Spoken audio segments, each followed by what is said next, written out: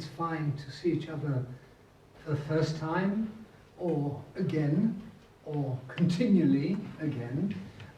As you may have seen from this brochure, we have a full afternoon, and in fact a full weekend of activities. And yesterday evening we talked about whether the spiritual path is possible today or not. And one of our conclusions was yes, that it is a necessity, that the spiritual path for mankind is important to save mankind.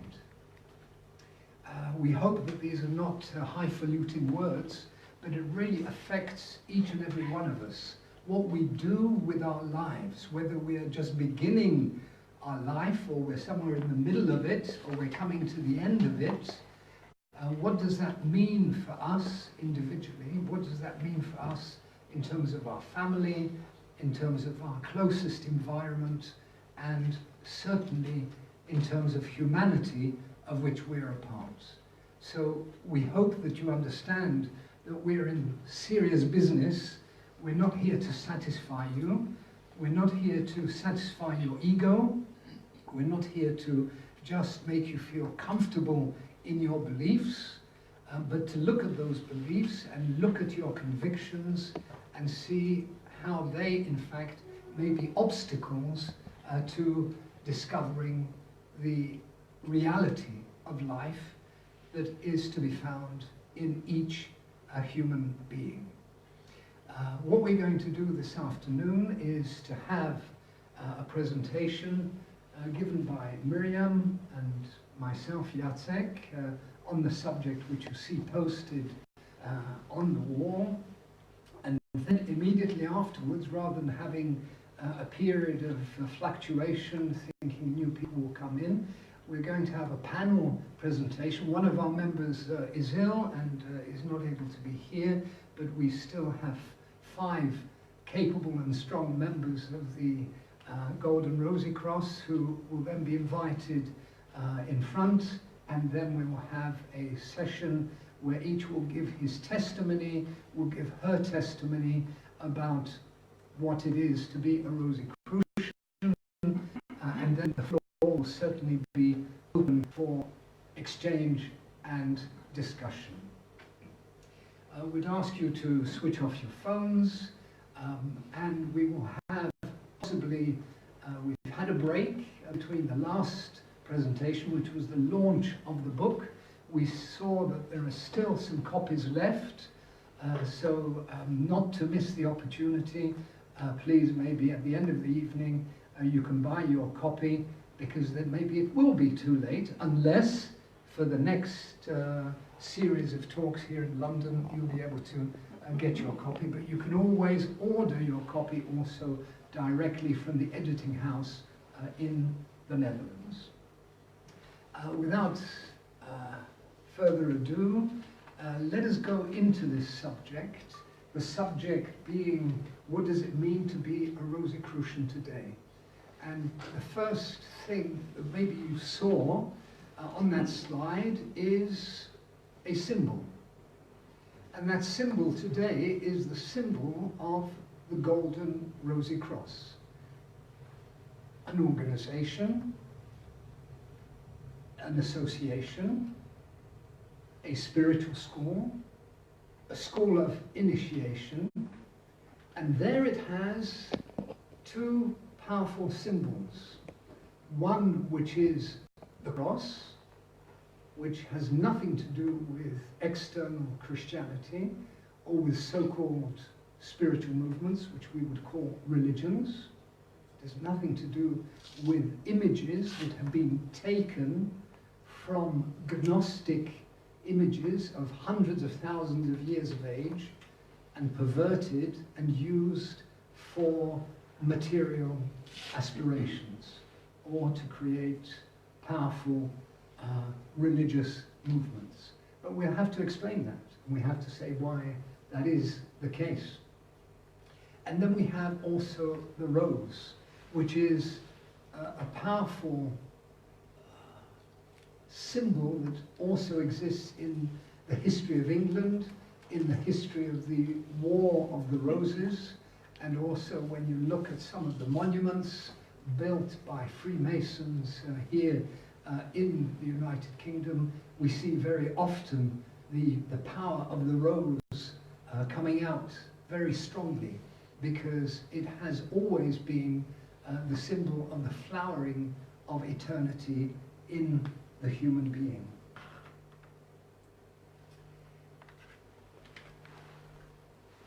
And we talk of the rose.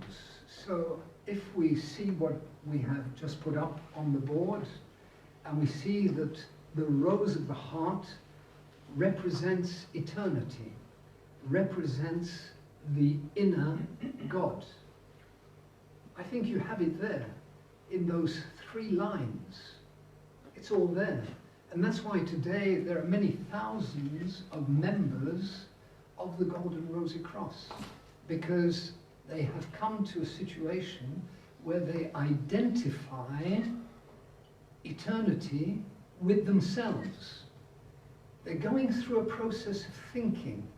They're going through a process of understanding and seeing, what does it mean when we talk of the divine? Is it a belief in a being, a force that is outside of ourselves? And agnostic, a modern Rosicrucian, will say no. The force, as in the film, let the force be with you. In that aspect of the force, the divine force is to be found in each human being. So we don't have to go further than that. We don't have to travel to India, we don't have to travel to the Himalayas, we don't have to travel in Europe or to Africa or anywhere else. But life has brought us to where we are today in our world, in our experience. And while we're here this evening, or this afternoon as well, and thank you for taking the time out, to ask ourselves the fundamental question of, if that is the case, of the divine being in man, how do we associate with it? That's not a question-answer, it's a question that has to be found in every one of us. And we've tried to associate this also with other denominations, other names that have been given, like the lily, like the lotus, the seed of Jesus, or, and this is in the modern Rosy Cross terminology, the spirit spark atom. Let's think about that for a moment. We are constituted of billions of atoms, of cells, that change every single day, not by a few million, by hundreds of millions of cells die and are reborn every day in our being. But they are not linked to the spirit.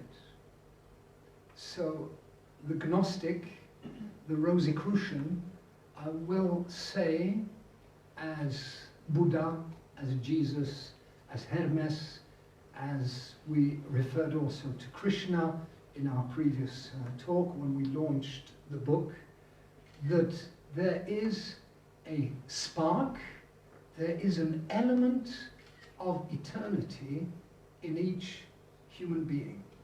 And it is only that atom that is linked to the spirit. And that atom is to be found in the very center of our being. So when we take psychology, when we take psychiatry, when we take the mandala, and we look at the work that has been undertaken by Jung and by others, he said it's that concentration on the center. The center of what? A circle. And the circle in sacred geometry, in a spiritual path, is the closest approximation that we can give to infinity, that we can give to eternity, because everything else is defined. You can't even measure the circle, the diameter of the circle, or the length of the circle. How is it measured? It's measured by a concept, which is called pi, which is 3.1 and so on, to infinity. And that's why, for the Gnostic, for the Rosicrucian, the squaring of the circle, to which we referred in our past talk, when we looked at Leonardo da Vinci, we saw that it is only possible in a spiritual sense to be able to find the same dimension in the square as in the circle. Physics can't do it, chemistry can't do it, mathematics cannot do it, because it goes beyond the rational. It goes into something which is irrational. And coming back to the essence of it, it means that in each one of us, eternity is to be found. It is there in the center of our being. This is a statement, if you like, of the modern Rosy Cross. Mm-hmm. So when we come back to the symbol of the cross, in the golden rosy cross, we have the rose, which Jacek has just spoken about, and then we have the cross, which is composed of two lines, or two beams that meet, one that is horizontal and one that is vertical. And the horizontal one would represent our world of limited time and space that we were just talking about, this trying to find this eternity in this world that is limited with time and space, with light and shadow and so on. There is always two sides to... I really like this, this image actually. It's interesting because we have this character that is trying to balance between two sides. And it's really, isn't it, a good image of how we are handling our life in our everyday life, really, in our world. There is always one side and the other, and trying to find balance in between the two, not to fall. And so we have this vertical line that comes to meet it. That is eternity manifested, that is the connection with the divine, with another dimension. And that comes to cross this horizontal beam of our world and meets in the center of it. That is eternity manifested.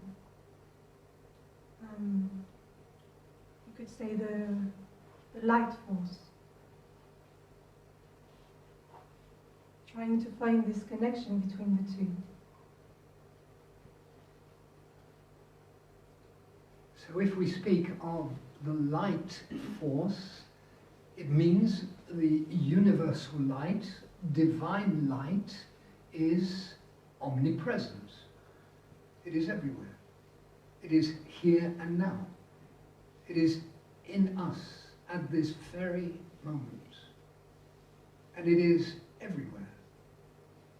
But the thing is, as we saw in our past presentation, to which most of you, I think, attended, that there has to be a consciousness. There has to be a new consciousness, because we're not conscious. We are asleep.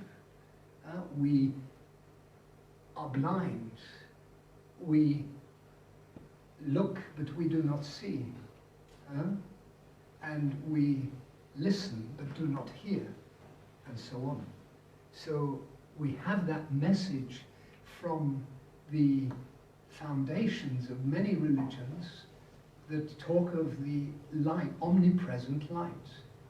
And if there is that omnipresent light, and we have, as you were saying, Miriam, that relationship between the personality in his or her three-dimensionality, between eternity and space and time, we are beings, we are creatures of space and time. And here comes the wonder, the possibility of being able to link time with eternity.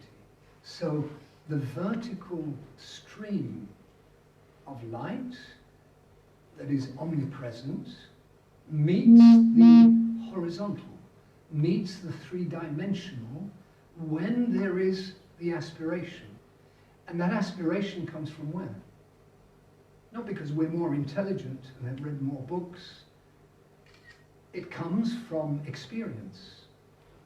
Not only the experience that you and I have collected during our lives, but the experience that has been inscribed in our being from all the karma that has been accumulated over so many incarnations. And the question is now, is this now going to be the final incarnation or not? So the meeting of those two energies and forces can only happen if there is a response, if there is an inner response to that spirit spark atom, from experience, from pre-remembrance, from nostalgia, from asking ourselves the questions and coming to a meeting of the Rosy Cross or going to other meetings and so on, where we're looking for the essence, we're looking for the truth with a capital T. We're looking for the light, because there's something in us. It's an inner maturity, but that inner maturity doesn't mean we're better than somebody else. It's just that there's more grace, if you like, that affects our lives, that we have a chance to respond. And we are responding already because of that inner search, through everything that we do in our lives. And then comes that meeting point, the meeting point of the horizontal and the vertical. And then you have, in fact, the symbol. Not of an organization, not of a religion, not of a membership of something, but a universal symbol of the horizontal meeting the vertical. Do you see that? You see that meeting point? And that meeting point can only happen where that rose of the heart, which was a bud and is a bud, needs to be able to open up to what is light. And that's the same thing with a rose, the three roses we have here. They can only grow if they receive the necessary water, the living water, and if also they receive the light, which gives them life. And that's the same thing for the soul. It is latent, to be found in the heart, and then it needs to receive the necessary living water and the universal light to be able to flower out. And we can accompany that process. And we said yesterday evening and this afternoon, and maybe this is something that is coming through, not in terms of evolution, well, it'll happen anyway. Well, then let's stop talking, let's enjoy life. What's all this effort of making presentations and meeting and traveling and all the rest? Let's just sit back in our comfortable armchairs, eat our favorite ice cream, and then one day, maybe not this time, but in a future incarnation, we will be saved because we're part of evolution. No, that's completely wrong. And it's not only wrong, it's also totally selfish. It's completely egocentric, because liberation is not for our own personal satisfaction. It's because we need, as a human being, to be the brother and sister of every other human being. And to be able to liberate others, we have to liberate ourselves. That's the process. You see that? So then comes that meeting of the horizontal and the vertical, and the rose can be planted, fixed to that living cross. And that's already part of maybe the definition of a Rosicrucian. So it is, in fact, very simple. It is the opening to the other one in us. So if we say we have a spark of the spirit in our being, then not by learning more, not by trying to develop oneself, but by letting be.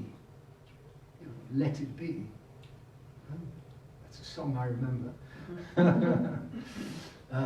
And also by allowing things to go through, not fighting, because every fight is a tension, and every tension creates conflict, and every conflict creates wars, and creates separation. And this is what we see in the world. It's full of conflict. You don't have to take the newspaper, open your internet site. You see that day in and day out, because there is a state of sleep, of forgetfulness, of non-awareness. So it's letting go and opening up to the voice of eternity which is in us. The more we open to this voice of eternity, the more we can open to the light and find this way of hearing what is expressing inside of us. Then the more the rose can blossom on the cross, meaning that the more in the center of the human, or of the human being, the connection between our life, our everyday life, and eternity can grow and take more space and become more present in our everyday life. And so, the more that this happens, the more we can find that we will be more and more in the world, still existing in this world that is ours, of good and evil, our world of limitedness, but somehow be less of the world, not be of the world. And yet, by being this carrier of eternity in the world, where we are serving the world and liberating humanity by our own change. So it is really accepting full responsibility, because it is our responsibility in a way. We can think of liberating ourselves, not only for the other in us, that needs this return to God, to light, but also for humanity, because in this way we are changing the whole of the world. So it is really a question of receiving all, receiving the light, being open to the light, finding this place. I have this image of the Holy Grail coming to me, which is this ball, this recipient for the light that we can find in ourselves, that will receive the blood of Christ, the divine light, receive all, and then give all, radiate to humanity, to the world. And so by that, we transform all. By giving out, by receiving and then giving back, we transform ourselves and the world.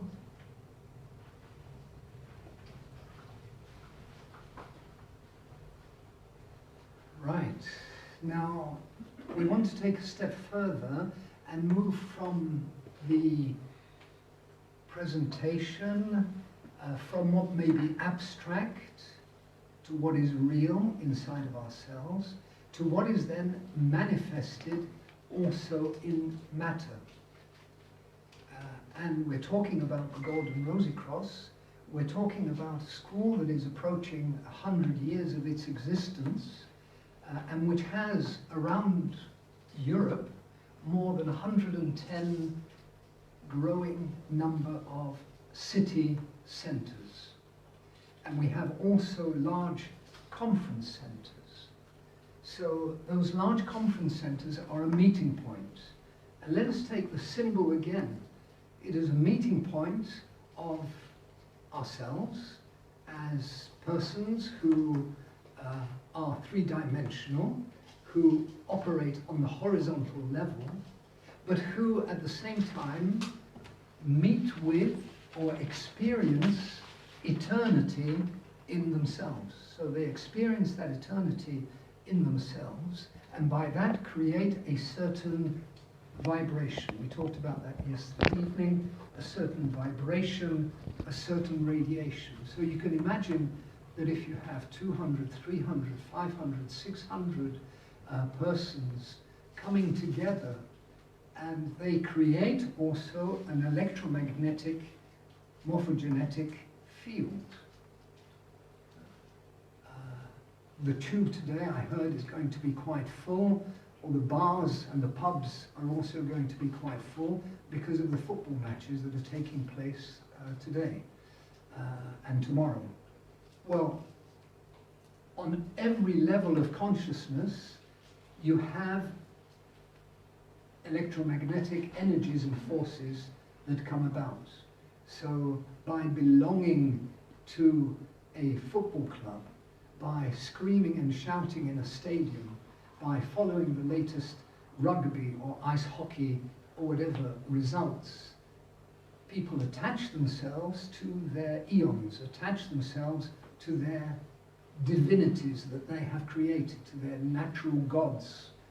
And through that, they rest sleeping.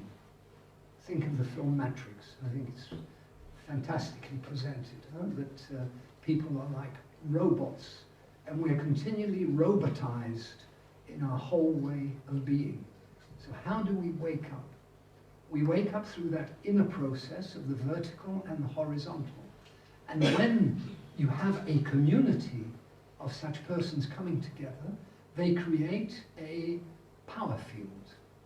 If the aim is horizontal, it'll be a horizontal electromagnetic field. And if it is vertical, it will aspire as a spiral to another reality, to the omnipresent light. So that means that in such a center, where we would have an external temple meeting with the internal temple, so it's that meeting point, because each one of us has the potential of developing his or her own inner temple, that meeting point will create a very powerful force field where that spirit spark atom can then grow more, can blossom out more, because the living water is then concentrated. Take the example of the atomic reactor. It is also a point of transformation, of energy. And that's the same thing with the conference centers that we have around the world. But there, where we don't have such a spiritual center, where we do not have a conference center, the fact of coming together in a rented accommodation like a hotel here or anywhere else around the world, in Brazil, in the United States, this weekend we're also having our activities there in a number of cities, then that force field is attracted and creates the necessary conditions, not to satisfy our ego, not to satisfy our little person, but to open up to another light force, which is that of the heart. So therefore we can talk of these spiritual centers as centers of spiritual renewal, or centers of elevation. And the spiritual school supports these activities worldwide through ourselves. That means we're not sponsored by governments, we're not sponsored by public authorities, we're not sponsored by donors, but we're sponsored by the members who are come together in a particular location, in a particular country, where there is a certain maturity and a possibility to create a city center, create a conference center that have to be sustainable and developed. And that is a haven not to escape to, so it's not like an ashram where you want to run away from the world, but where you are able to replenish the necessary energies of soul development to be able to assume your responsibility in the world, and as you were saying in that slide that you presented, to be in the world, but already not of the world, so not three-dimensional, but already moving into the 4 dimensions of the soul quality, and by that being for the world. So I'm sorry if we're going to disappoint you and say that the spiritual path is not something for your own satisfaction. It is the need that comes from the pre-remembrance that is in you. And if that matures, then you will have a new soul that can grow. And then you become a co-constructor for humanity. That's what it's about. It's not about our own personal liberation. It is about contributing to the liberation of others. But to do so, you have to carry the light, discover the light, and make it something present on a daily basis in ourselves.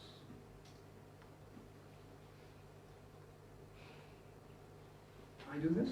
Yes, you do. Oh, okay, fine. So, this slide we hope will stay a little bit for our discussion together, because it is being and sharing. And there are 2 aspects.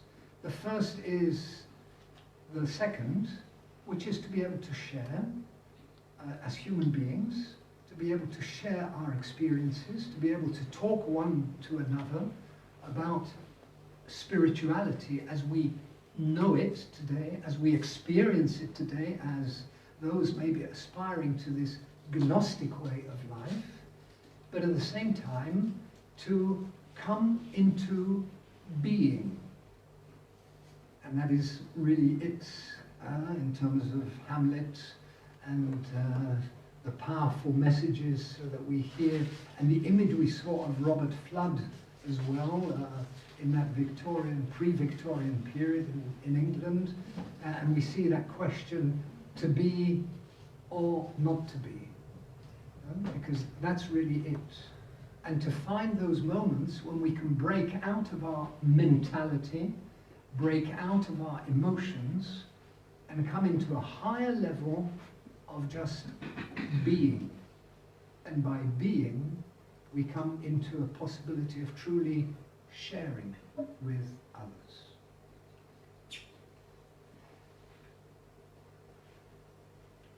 We have tried, in a succinct way, we hope, to present to you what it means to be a Rosicrucian today, in terms of the spiritual inner core, what it means in terms of a practice, and what it means in terms of material possibilities as well.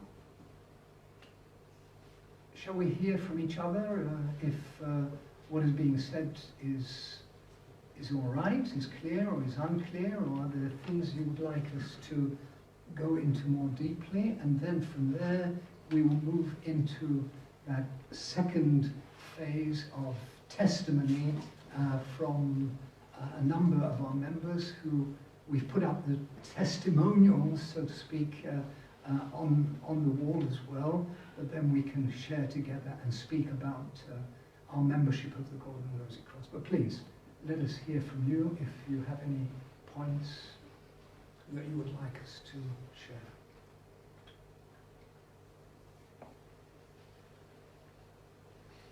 Yes, please.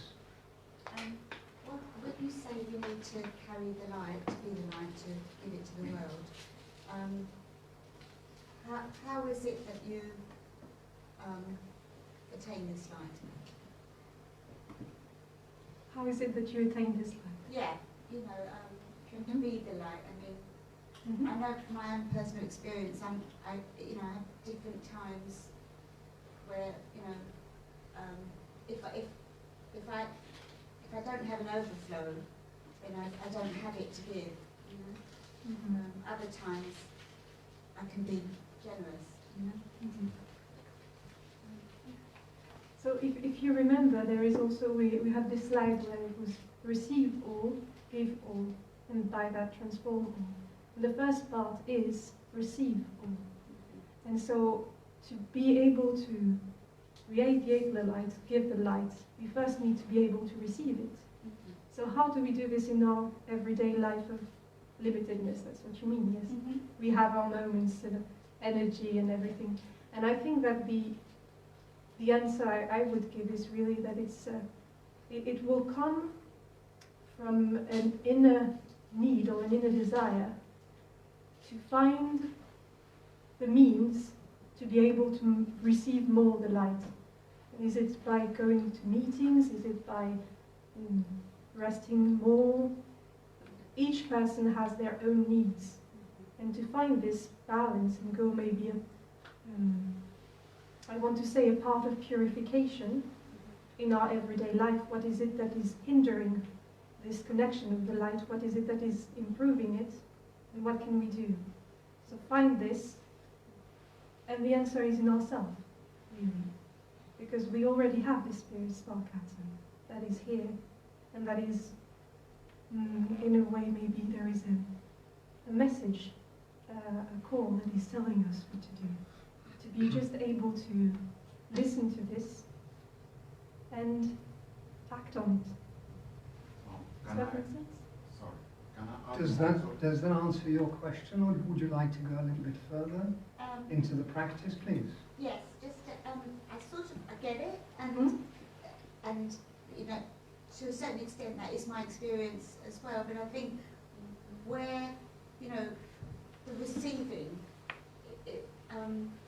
because when I'm not in a good place, I can't get in touch with what it is I need. You know, Yeah. that's all very well saying when I need some more rest, and I can do that now. But sometimes I'm not in a good place. So where would I get the nourishment from? Yes, right. Where do I get the nourishment from, and how do I find the good place? Yeah. So how do we create every day of our lives? Because it becomes a necessity. It's not something which is a hobby or something which is a pastime or just doing it because others are saying we should do it. No, because there is that inner need of the light. Then how do we create the necessary conditions in our lives? And are we not also, to some extent, the masters of our 24 hours? What do we do when we wake up? Straight away into the underground and into work? Straight away into mental thinking about everything and nothing?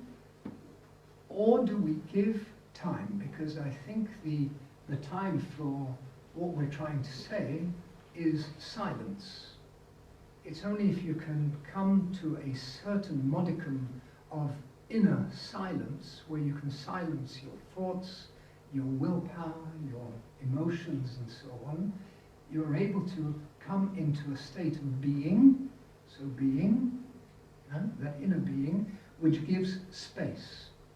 And if you give space inside of yourself, and as there is no empty space, it's going to be at a given moment in time filled with something else.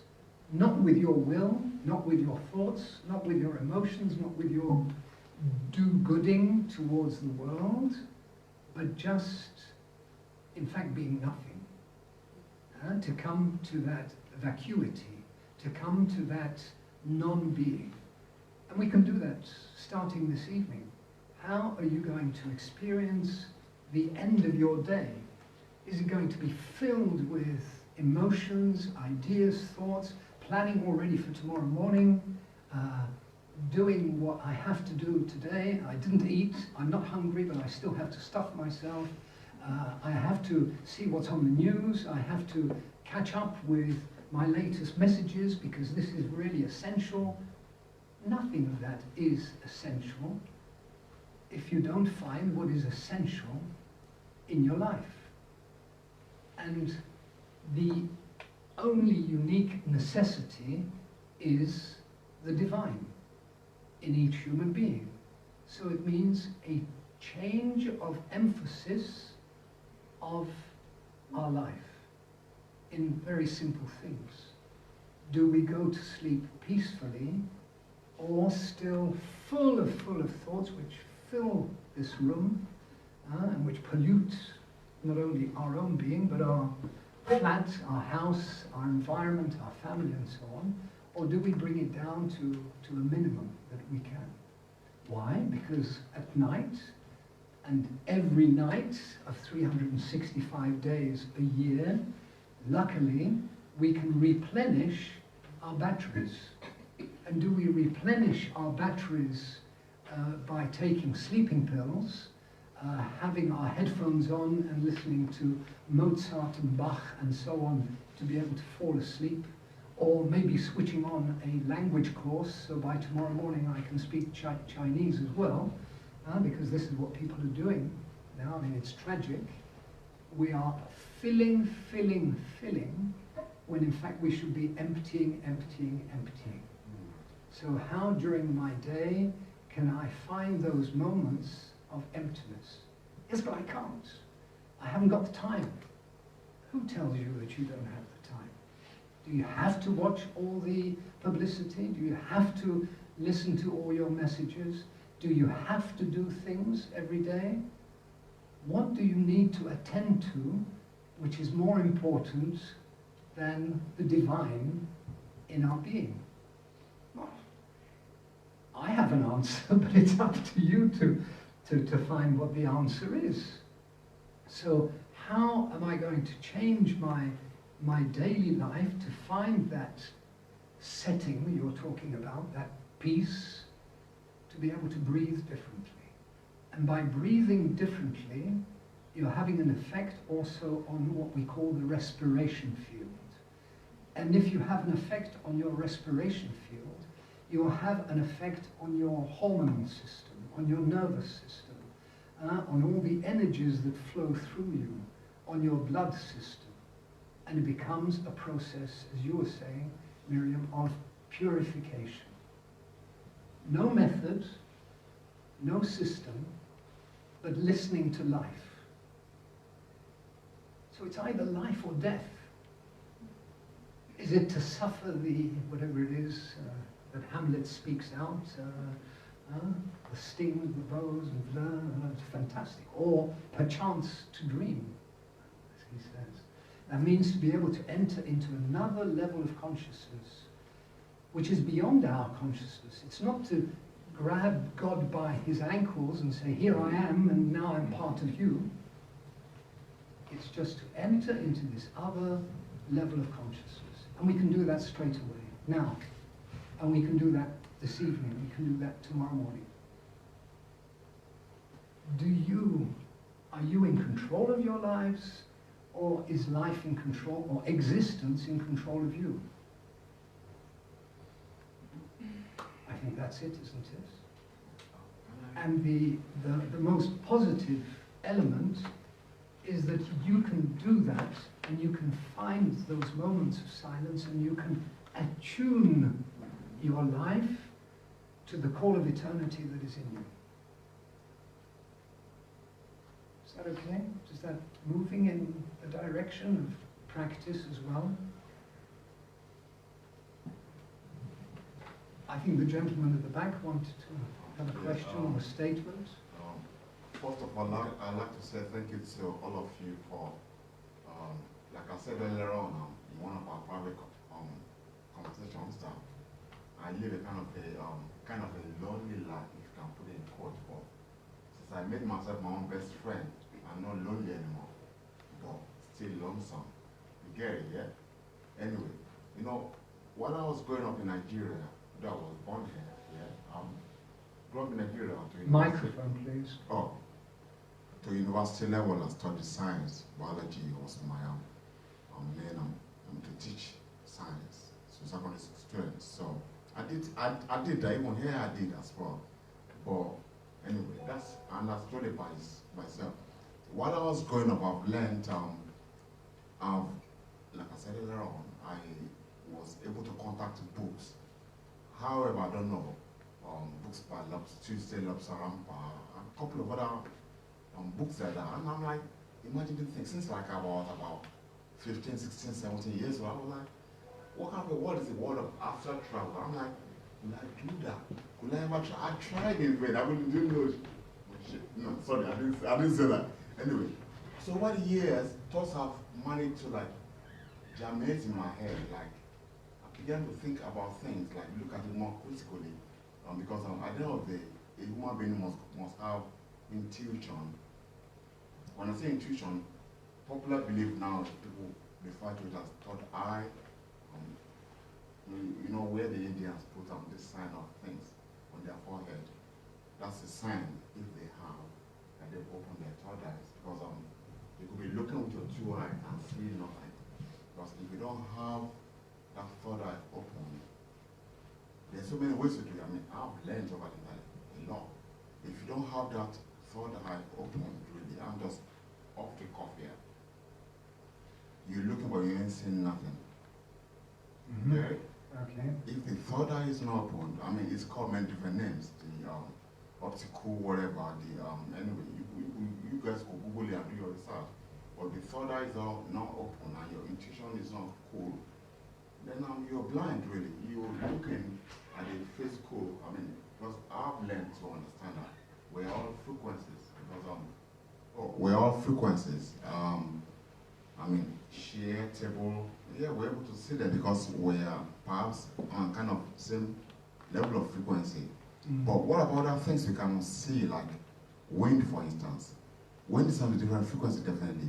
Because if we are like, if we can see it and feel it, then you know what I'm trying to say? There are things seen and things unseen out there. So we human beings, duality in nature, spiritual as well as material. So to answer what the lady said, a kind of question here, from our perspective, yeah, like I said earlier on, actually, you got to be able to slay your dragon. If you don't slay your dragon, then how are you going to be in prison for life if you're so much concerned about what people think about what you're doing? Then you're a prisoner to them. So if you can slay your dragon, and I'll go a bit deeper into that life. If you've got whatever character you've got, and you know it's not pleasant, the job is up to you to cast that demon into the hellfire, like, you know, to negate it, to fill it with positive things and do positive things, so that you keep on bettering yourself. Because from my interaction with many human beings while I was growing up, they do say like, human beings are not perfect, only God is perfect.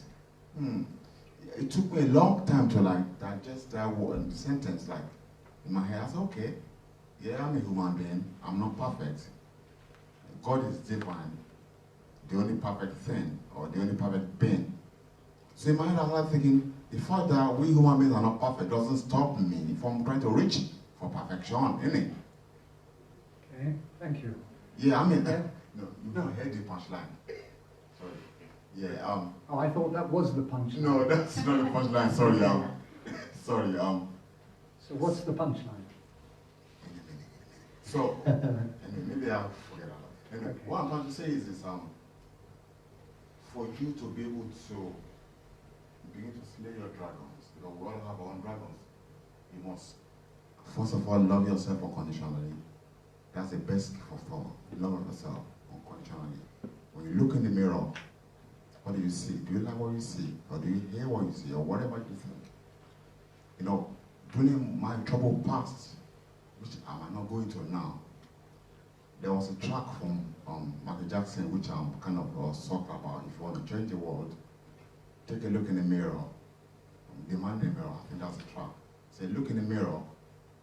If you can find ways you can change for better in yourself, then you can change the world. Thank you. Thank you. You've raised a lot of subjects in what you've said, and in our talk this afternoon, in the book launch, you also mentioned this question of the slayer of the dragon. And you've also mentioned the third eye as an element. You've also mentioned the life's practice, which is to be able to love oneself. And I would add, you have to love yourself to be able to love others. How can you deride yourself and to be able to say, I then sacrifice myself for others? That's not possible. And I'd like to come back to this aspect of slaying the dragon. St. George and the dragon, many of our cities around the world have that as their emblem. We see that in churches and everywhere else. And it's a very powerful symbol of the reality of the struggle, of the combat that has to take place in our being between the egocentric animal I and the divine force in us and our personality. So we come back to the picture we had in the presentation, sorry some of you weren't here, but of the carriage, of the personality, of the soul and the spirit. Who should be the driver of our system? The spirit. Who can kill the dragon? And the dragon, you refer to one part of our spiritual physiognomy, which is in the head, but the dragon is to be found in the pelvic sanctuary, in the third sanctuary. And for the force of the sword, it needs to be able to penetrate right down into the pelvic sanctuary. And the eye cannot kill the eye. And this is where we get stuck in psychology and psychiatry and so on with the higher self, the lower self. And what is marvelous about the universal doctrine portrayed through and developed by the Golden Rosicrucian is that we understand that the eye cannot kill the eye. So it has to be the other one. It is that universal force that is able to combat the energy that is stored in the pelvic sanctuary, which is the concentration of all our karma, of all the causes and effects of all the existences that have manifested themselves in our being. So therefore, it's by opening oneself to that Christ macrocosmic force, that energy of the universe, and allow it to come in and go through the whole of the spinal system to be able to enter into the pelvic sanctuary, and for it to kill the dragon of the I-centeredness. So it is said, not my will, but your will. So it has nothing to do with occultism. It has nothing to do with mysticism of some sort of elevation. But it is a very rational, conscious process of allowing for the change to take place. And that is something you can't do from one moment to the other. So when we talk of purification, you mentioned the word purification, I think it's good to underline that. It's not by knowing it all or by having read it, it's by learning by heart. And I've said that once or twice in our lectures or talks here. I find that a beautiful expression, because in other languages you learn it through the head, but in English it's to learn something by heart. And the true learning is by the heart, to be able to understand on that level. And where is the spirit spark atom? Where is the force of eternity? It is to be found in the very geometric center of our being, which is close to the physical heart, the etheric heart. And if we allow that force to enter through the heart into all the other sanctuaries, then it is, we're allowing then for the dragon to be slain.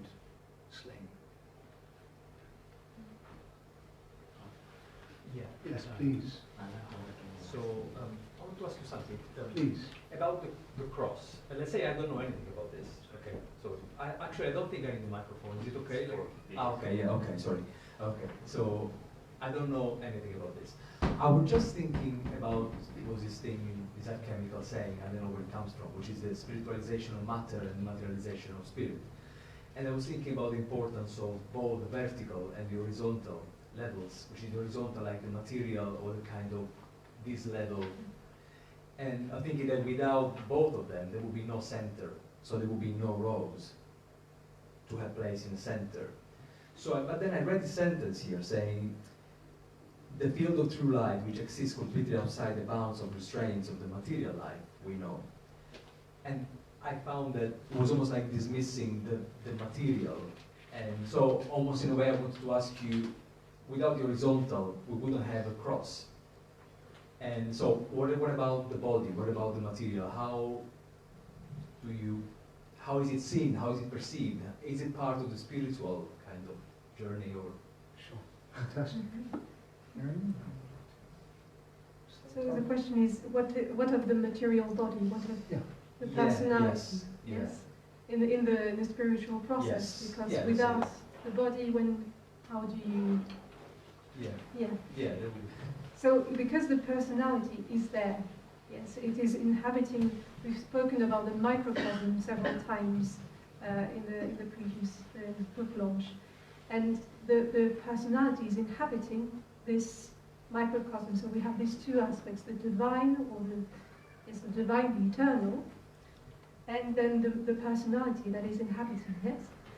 And so what we see is that there also is this element of the I consciousness or the ego that comes in the way. And if we realize that actually the personality is, yes, serving the microcosm, serving the divine part, so it is a servant, it is essential for the return of this divine part to the divine realm. Yes, absolutely. Yeah. And I'm going to add a bit of cosmology to that and take the microcosm as a small world or a small universe that is captured in the universe of space and time. So we talk of the wheel of life and death, of incarnations. And the microcosm at a given moment in time, because it is captured for different reasons, that's another subject, is captured in this wheel of life and death, it needs a vehicle. And the vehicle is ourselves. A child cannot go the process of transfiguration. It can be very open to it, but we have to have a mature personality to be able to undertake this spiritual process. So the development of the physical, etheric, astral, mental body, which is the fourfold personality, is not only important and vital, but is a grace, which means that our bodies are an extraordinary vehicle that have been created not to become Mr. Universe or to become a world champion in whatever, not to, and so on and so on and so on, which is all the deviations, believing that here I am, here we are, so we make of this world paradise. Impossible. It isn't. But to understand and accept that our body has been created and is there to allow for the process of transfiguration to take place. So we cannot denigrate the body. We have to see it as an important vehicle. And if we see it as an important vehicle, then we have to respect it. And to have to respect it because it is within the body and those bodies that the temple of God has to be built. We showed you the photographs of external temples. We can have such a temple on every road in London, but if you don't build the temple in yourself, that won't help in any way, because the real purpose and the real task is to build the inner temple. And the inner temple is constituted of materials which are also three-dimensional. They're also physical, also etheric, also astral. So then again, we come back to the question of purification. Not only what's happening in our head, but what's happening in our emotions, what's happening in our daily actions in our life. So how do we treat our physical body? So it's not surprising that a Rosicrucian today will necessarily be, at a given moment in time, a vegetarian, will not abuse his or her body in terms of drugs, alcohol, nicotine, and all the rest, because those are all additional barriers, obstacles, to be able to achieve a minimum level of purity. You can't go a spiritual path with a bottle of gin and say, well, here I am, folks. You know, it's all there. Maybe somewhere the man is not crazy. You will be starting to be collected. But it's really that. So respect your body. Give it the necessary nourishment. Give it the necessary rest that it deserves. But knowing that it has been created and has been there for a spiritual purpose to develop the inner temple. So just to re-emphasize how important that is. Is that all right? Is that? Yeah? Okay. We'll try and find other persons who haven't had the possibility yet who have come maybe for the first time. Anybody else who would like to? Or a moment of silence just to think these things through. Are there any questions from the live streams? I'd just like to say something quite important. Get it off my chest quickly. Yes, please. And Could you put up your microphone, please? And this time I won't speak for too long. I'll just make it as punchy as possible. You know, I keep on referring to while I was growing up in Nigeria.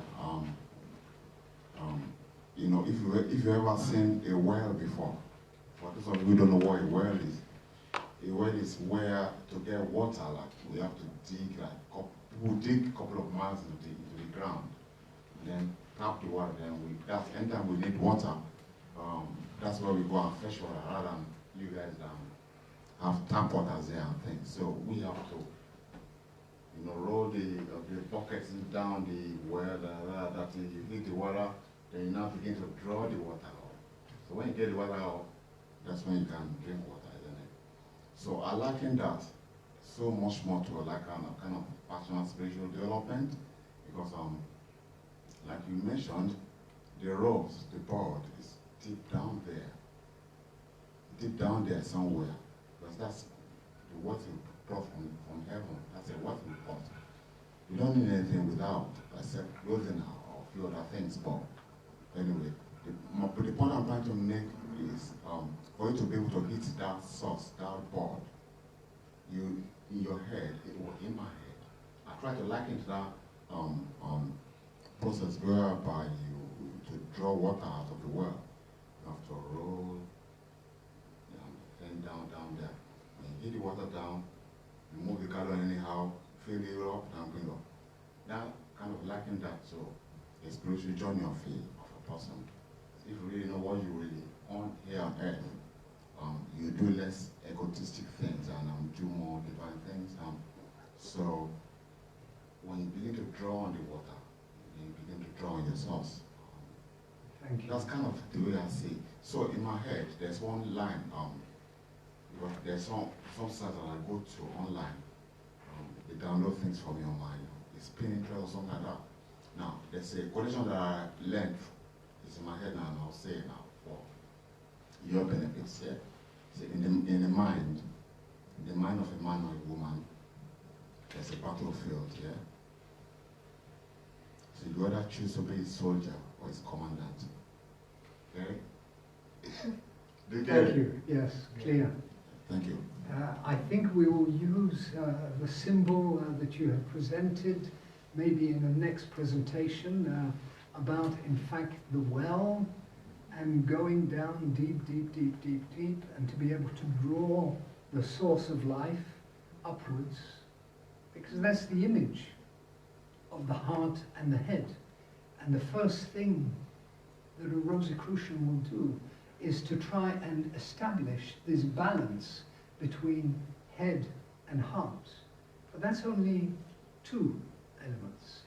And the third element is to be able to link it also to the life sanctuary. So we have three elements which make up life. But we have to draw the energy of the divine from the deep well of our hearts. So thank you for sharing that image with us. Just slay your dragon, please. Slay your dragons. Yeah, we've got the dragon and we've got the well, and I think we're nearly there. Could I address Yes, please. something that was mentioned Microphone, earlier about please. being in a good or not so good place? Yeah, because we are, innately social beings, and when we find ourselves in that state of mind, it's because of our relationship with, maybe within the smaller circle, within family, or the wider circle, or colleagues, yeah, we need to, we want to assess that. Why did I arrive there? What brought me to this sense of a distance from others? And how does that bring, what point of view does that bring? How do I look at things differently? What, is provided by other social beings, and we have these things as institutions, as the furniture, you could say, social life. Yet we can see now that these things are under stress. Community, a sense of community, people refer to that a lot. One of the principles that we try to work with is creative harmony.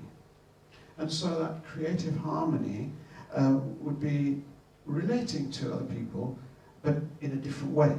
Not as a way of, we've been trained to relate to other people through these institutions we have within our culture, they've grown historically, but in a new way. And so, how do we do that? Within the membership of this spiritual school, we try to speak and to work with each other, to cooperate in terms of knowing and sharing ideas about what is this path, because it's like something that we have not known before. And it's very difficult for the human being to imagine what it is without having an experience before. So it's this sense of creative harmony that will allow us to relate to people, but that will only come with what's been spoken of, is this other inspiration, so that we have really outgrown this horizontal level of relationships, which are there to satisfy our needs, materially, psychologically, and we're looking for something different. We're on the borderline. We've reached a certain maturity with those things. So to get away from that not in a good place, that's what we really want to achieve, and to relate to people on a high level, you could say, a different quality of interaction. And it's that what we're trying to show to others who have come from a society which is groaning under the stresses and strains of what is happening now in this world. There's changes, people can see them. Why they're happening? Well, it's a time of harvesting, in the sense that we have experienced all the qualities and these things that can be given to us by society, but human beings have another level of existence, and that's what they're being asked to aspire to find another way of relating to each other. And so this sense of, it's one of the principles, creative harmony, and we try to achieve that, to recreate it within ourselves. And it can only really be done through opening up and doing all of the things that we've been heard about in order that we can relate to each other and get out of not in a good place, so that we can help each other, and we can help people we don't necessarily know, impersonally. Thank you. Right, so that contribution about creative harmony and what we can do in our lives. What we would like to propose now is that I'd like to invite Cora and Bart and Julia to join us now and to take their seats together with Miriam and myself. And we're going to have this short testimony about what it means to be a Rosicrucian. So Miriam, would you like to take your seats? And Cora, could you help us just putting on the other presentation, please? Yours has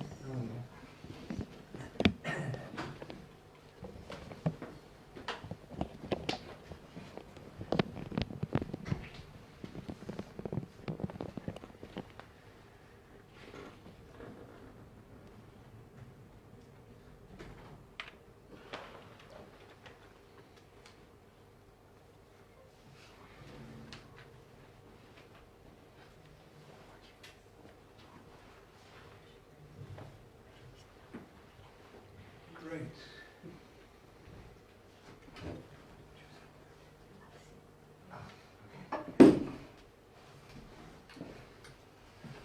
Fine. What we would like to do now, we thought about it before this presentation, is to, for those who are here in the room and all those who are watching us this afternoon, is to get a more of a personal testimony of what it means to be a Rosicrucian. And what we'd like to do is to, you will see coming up on the screen the testimony of a given person, and then we would ask them not to read it because everybody can read it, but to give their own comments from the heart of why they are members of the Golden Rosicross, what it means for them. And after those 5 short presentations, which would be sort of 1 sentence long or 2 sentences long, to be able then to get into a sharing mode with you again, and that closes this part of our meeting this evening. So we would first ask Miriam to think about what she's going to say, and this is what she did say when we said to ourselves that we would like to put things up on the board. Yes. So, do you think everybody's read it, Miriam, already? Okay, that was quick. Sure. No, let everybody just read Read it through. everything, Okay.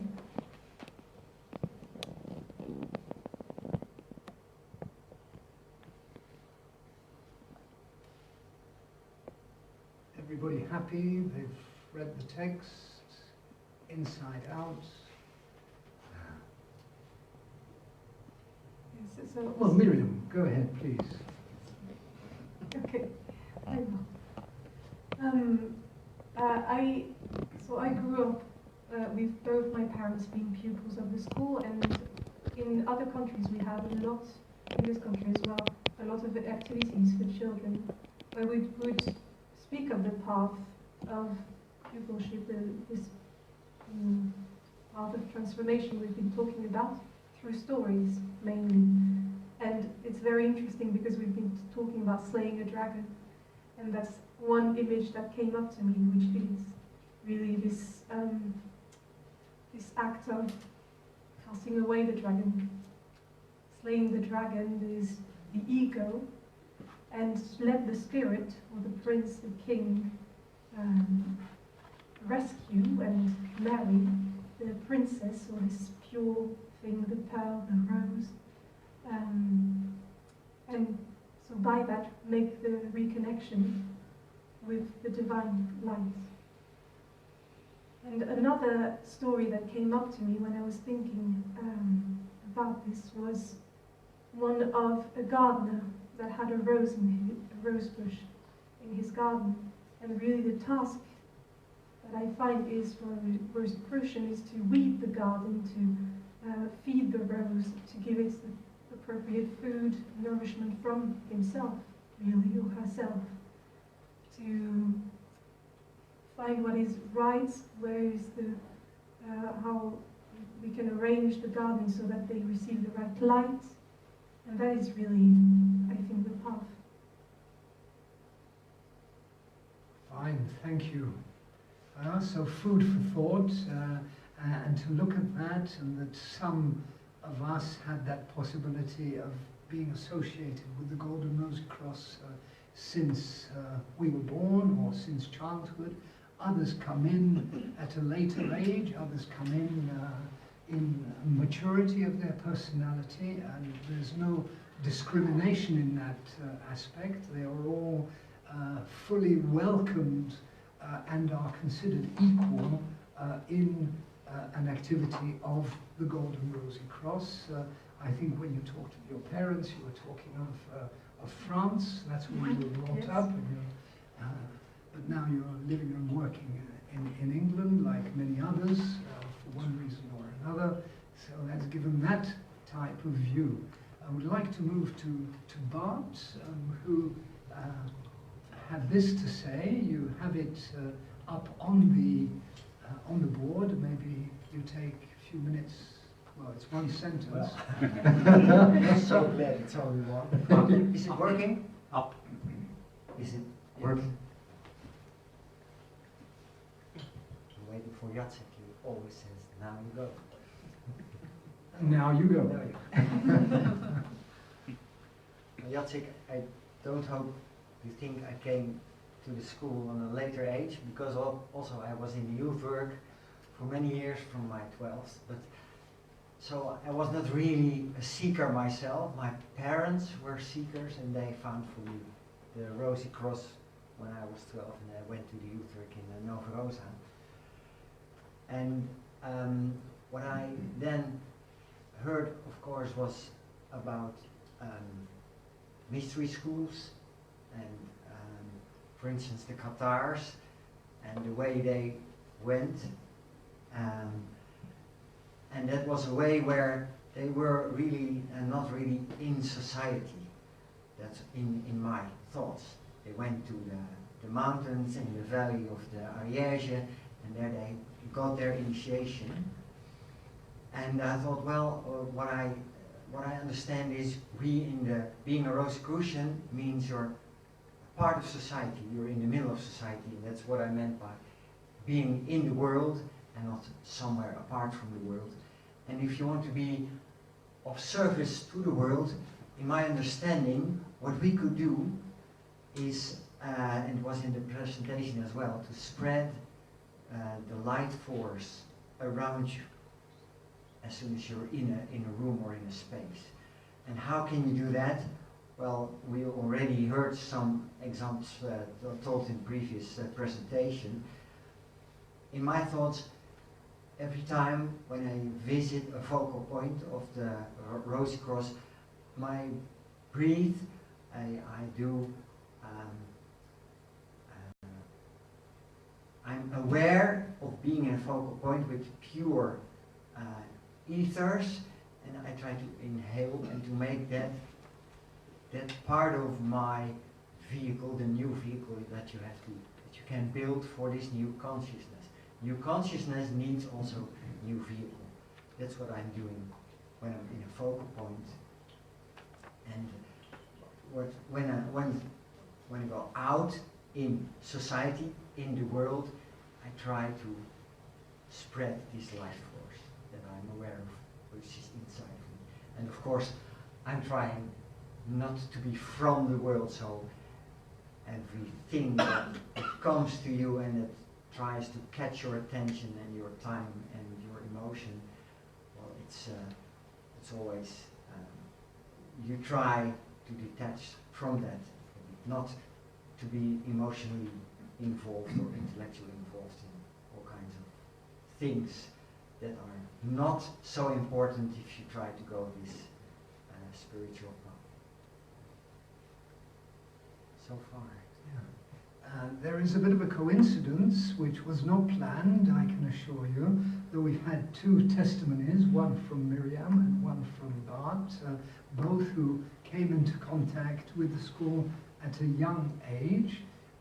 And then I would have the question, do you at a given moment in time, because if you were born and you've gone through youth activities and games and plays and going to summer camps and doing many, many things like that, was there a moment when you yourselves also took a decision to actually, as an adult, so at the age of 18, when someone can become a member, an active member of the school, you took a decision then for yourselves? It wasn't then automatic, because you had to take a decision for yourself and not influenced by your parents, your environment, and so on. Did that happen, and how did it happen? Miriam, you want to pick up? It did happen, yes. I think that it was, it's quite interesting because I know that not many, actually I was the only one in my region, in my age group, to make the decision to become a member. My friends from childhood kind of went different ways, maybe they'll come back. But yes, there was this decision. It took me 2 years actually. It wasn't straight away. So it was really that I was still attending a lot of the activities, and I realized that this had become a necessity, and that I found it much harder to go about my daily life when I didn't attend the activities. And I thought, well, I also want to be involved and to really help and to go this path. And for me, I felt a very strong connection, so I had to make a decision, but it wasn't really a question for me, it was for a certain thing to do.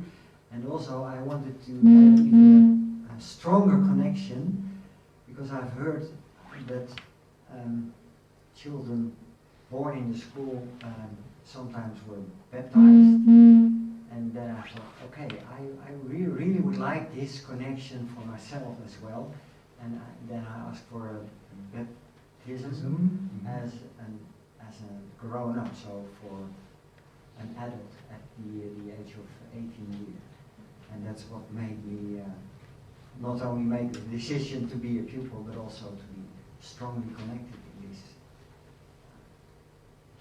living body that we are experiencing. Thank you. So one sees here the question of a decision that has to be taken. So it's an autonomous decision. No one is deciding for you, for us, for me, for anybody. There is a question also of attendance, or the need to be in that pure temple field, which is also important, to breathe differently. You mentioned, Bart, the question of the pure ethers that you can also then breathe in life.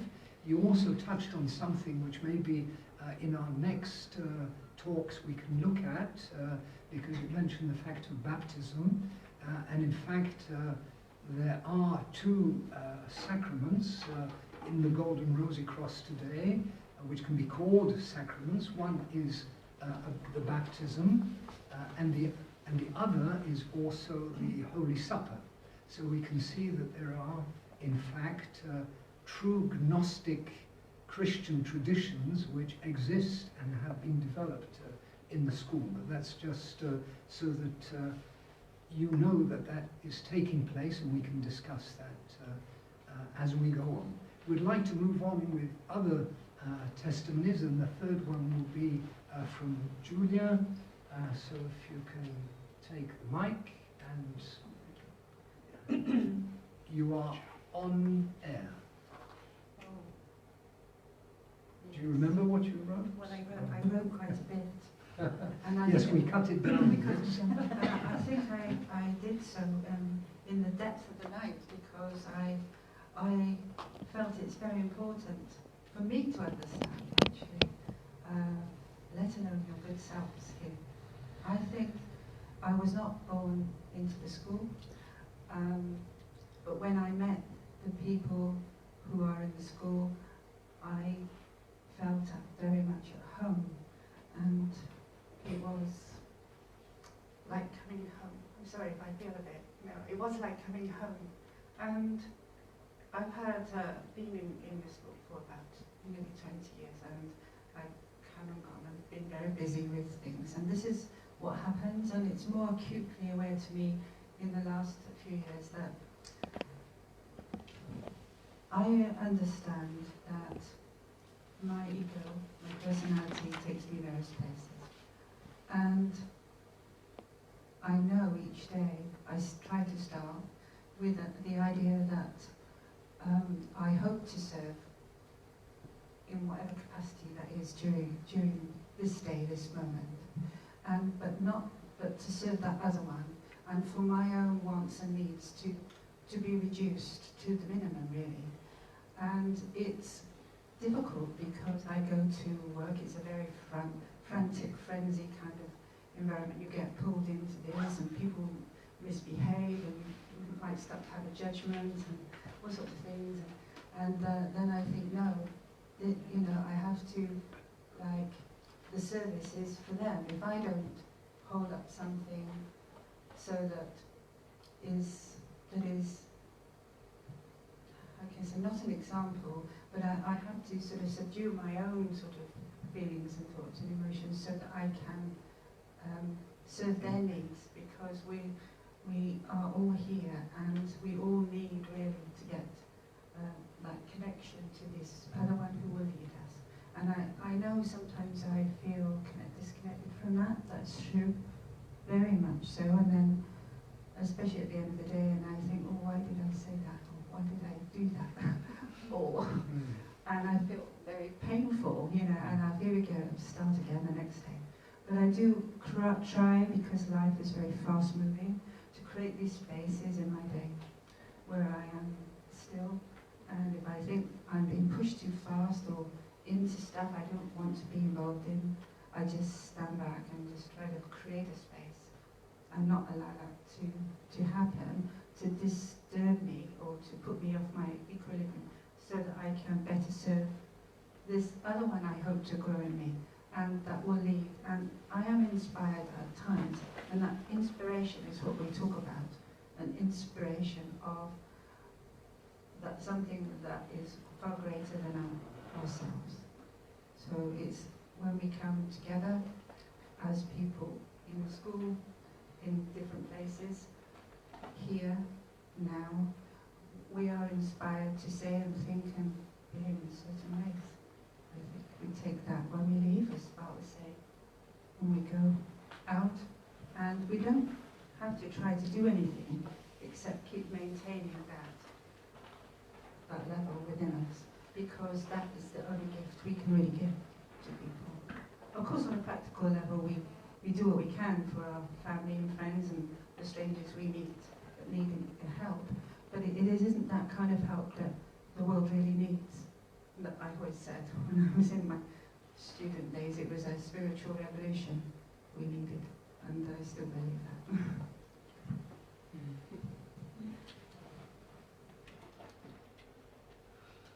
I think I'm the next one. Yes.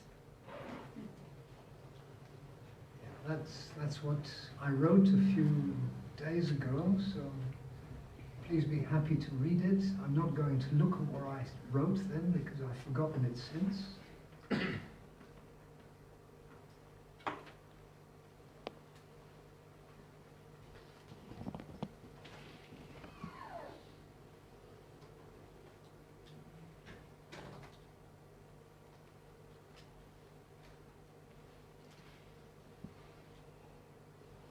Now we're talking about the past and also our biographies or autobiographies, and just maybe to link into that what was stated, I had finished my studies in the UK. I'm London born, of Polish parents, so you can imagine already certain conflicts of culture, religion, nationalism, and all the rest of it.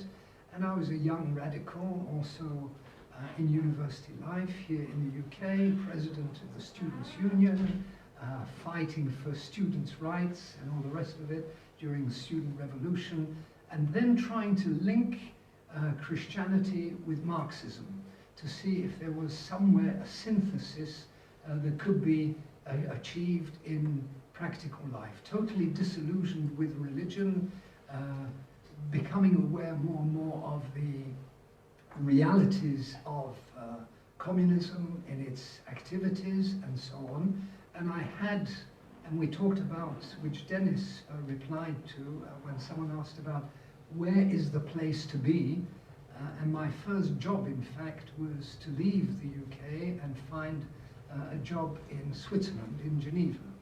And there I was in a circle of people who were different types of revolutionaries and also spiritual revolutionaries, so it's linked up to exactly what you just said. And then one of the persons whom I knew there, I found a book on his table which had the symbol of the Golden Rosicrucian. And it hit me, it struck me, and I said, what is this? And I started reading that book, and I think I went to work and so on, but for 2 or 3 nights I just read the book and I said, well, here it is.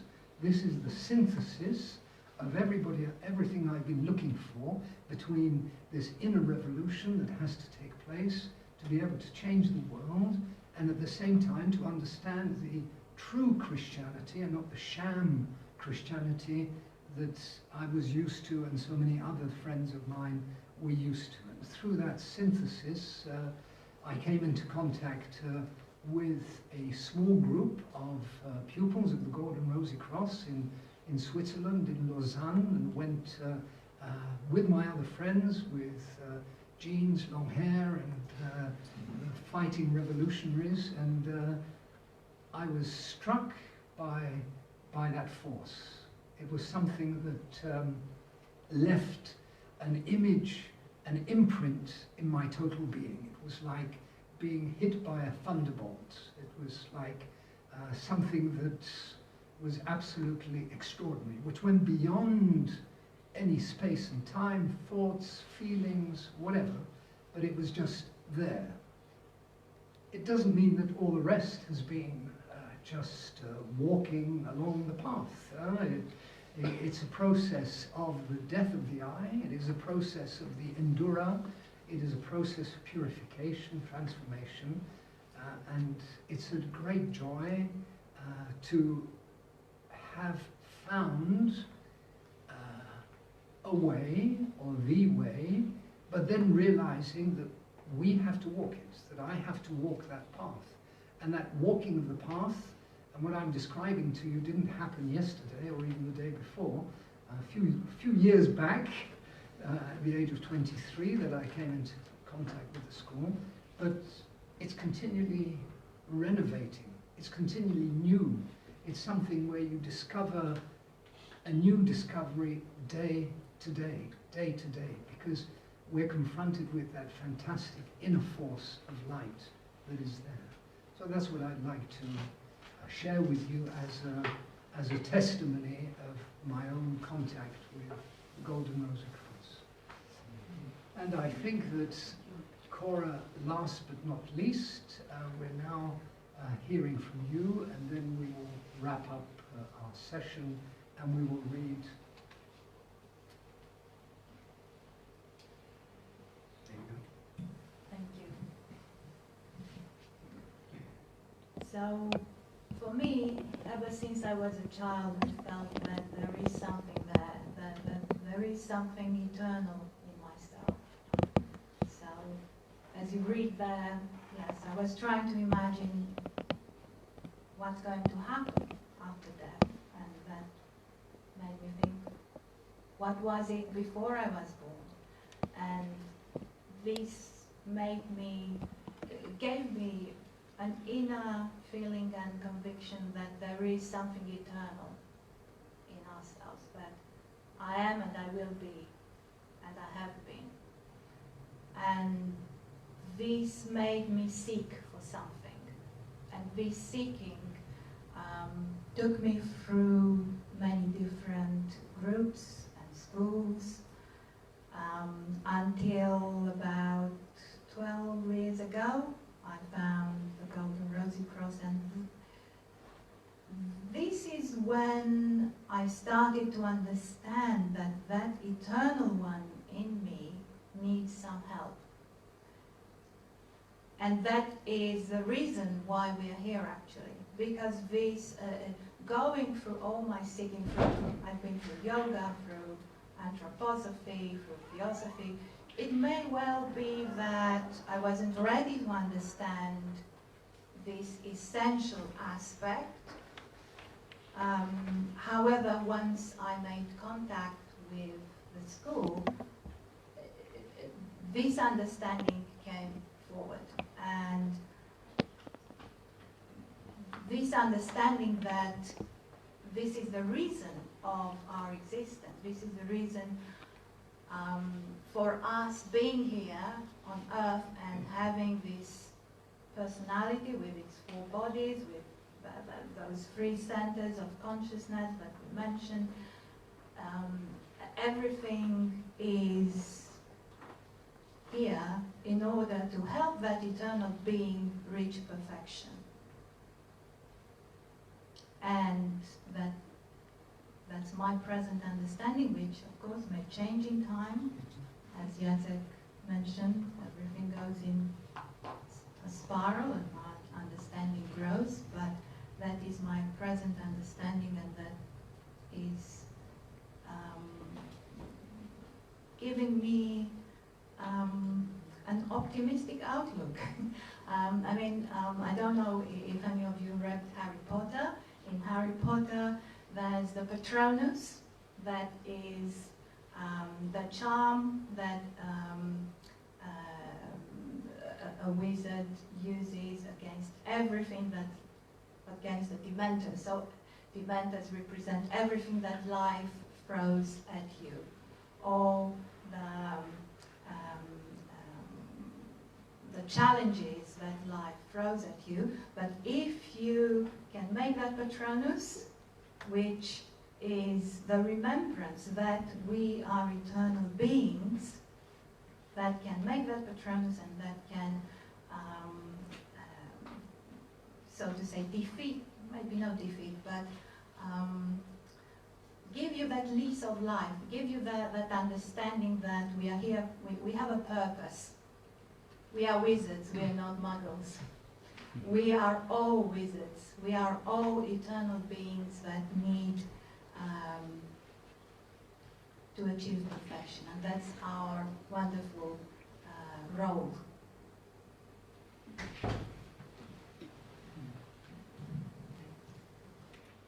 Thank you so much. I think that we have had a very full afternoon. We have had these testimonies, and I think that each one of us in this room, whether you are a member, a pupil of the Golden Rosicrucian, the life that you lead is a life of adventure, is a life of spiritual fulfillment and realization as potential.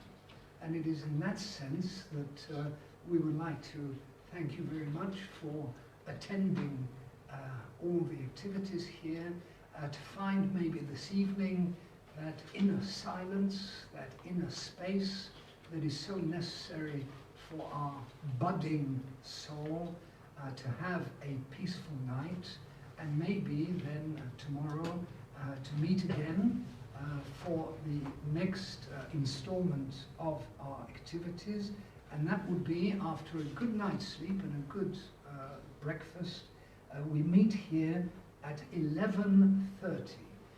We would have at 11:30 what we call a service, and it was interesting that we heard that life of a pupil is a service for others.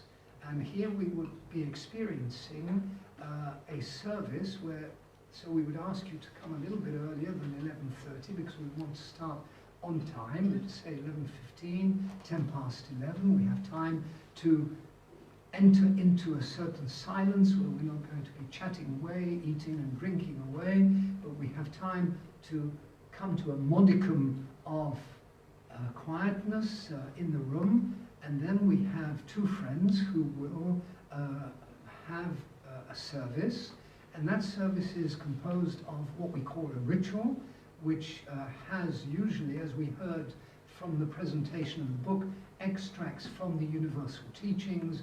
Is it from Buddha? Is it from Lao Tse? Is it from the Bible? And so on, which sets the scene for what we call the second part, which is an address. It's a text which is then presented on an element of the universal teaching.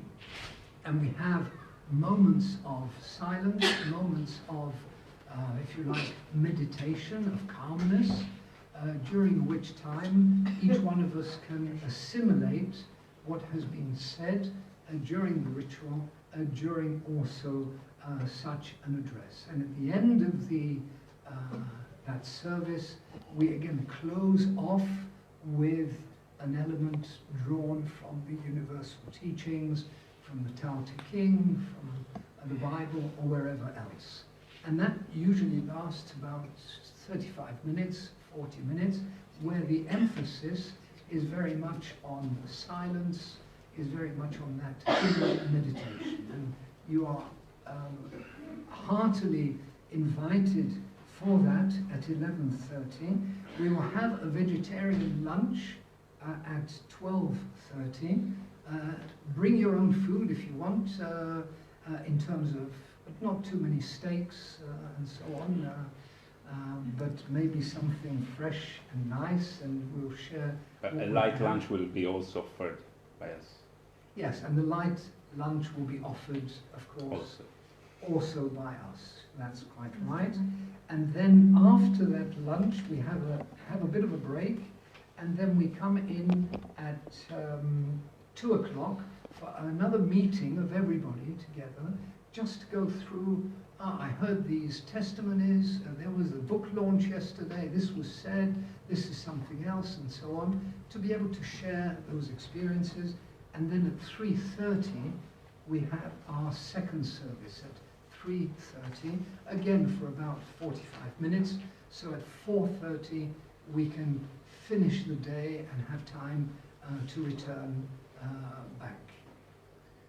And just for the friends from home, we're not going to record tomorrow. Yes. For all the friends who are following on Facebook and so on, this will encourage you to come here physically the next time, because we do not record our Sunday activities. So those services that we have talked about will not be found on Facebook or on YouTube. So better come the next time and enjoy the atmosphere here.